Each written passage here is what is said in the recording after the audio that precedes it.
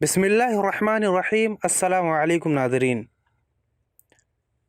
آج کی اس ویڈیو میں آپ کو ناپاکی کی حالت میں غسل کرنے کا مکمل طریقہ آپ کو سمجھاؤں گا، اور اس طرح سے سمجھاؤں گا کہ آپ کو یاد کرنے کی ضرورت نہیں ہے کہ غسل میں کتنے فرائض ہیں، کتنے سنن ہیں، کتنے واجبات ہیں، کتنے مستحبات ہیں۔ یہ سب بالکل بھی یاد کرنے کی ضرورت نہیں ہے۔ میں آپ کو اس انداز سے سمجھاؤں گا کہ آپ کو پوری بات سمجھ میں آ جائے گی۔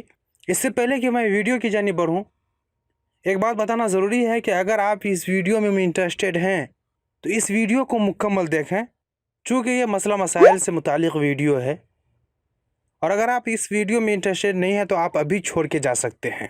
ناظرین گرامی، غسل کے صحیح ہونے کی 3 شرطیں ہیں۔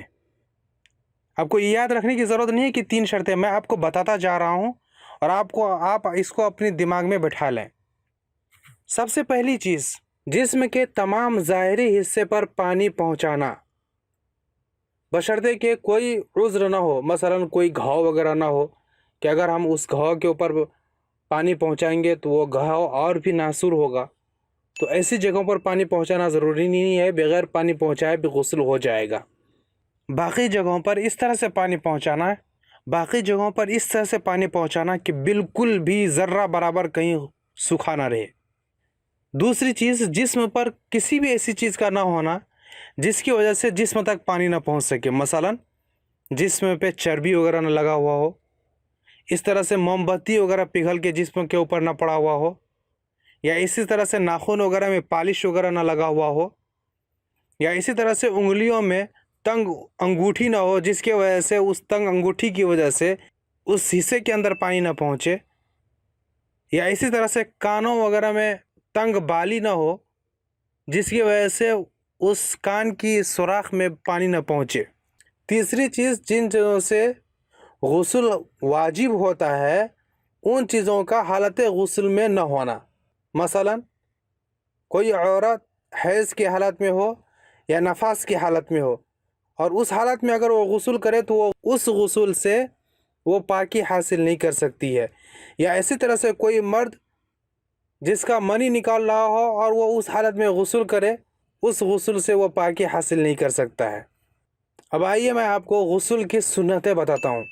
نیت کرنا، سب سے پہلی سنت یہ ہے کہ نیت کرنا، یعنی دل میں یہ نیت کرنا کہ میں ناپاکی سے پاک ہونے کے لیے اور خدا تعالیٰ کی خوشنودی اور ثواب کے لیے نہاتا ہوں۔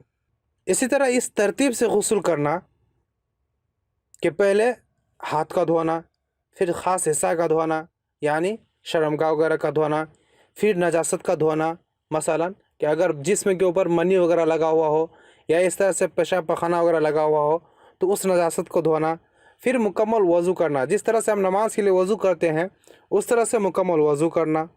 اور اگر ایسی جگہ ہو جہاں پر پانی جمع ہو تو پیروں کا غسل کے بعد دوسری جگہ ہٹ کر دھونا، پھر بسم اللہ الرحمن الرحیم پڑھنا، پھر مسواک کرنا، پھر ہاتھوں اور پیروں کی انگلیوں اور داڑھیوں کا 3 مرتبہ خلال کرنا، اور اسی طرح سے پھر تمام جسم پر 3 مرتبہ پانی ڈالنا۔ اب آپ کا غسل مکمل ہو گیا، گویا کہ آپ ناپاکی سے پاکی حاصل کر چکے ہیں۔ اللہ کا شکر ادا کریں۔ آج کے لیے اتنا ہی۔ اگر آپ کو ویڈیو پسند آئے تو ویڈیو کو لائک ضرور کر دیں۔ ملتے ہیں پھر کسی نئی ویڈیو کے ساتھ، تب تک اپنا بہت سارا خیال رکھیے گا۔ فی امان اللہ۔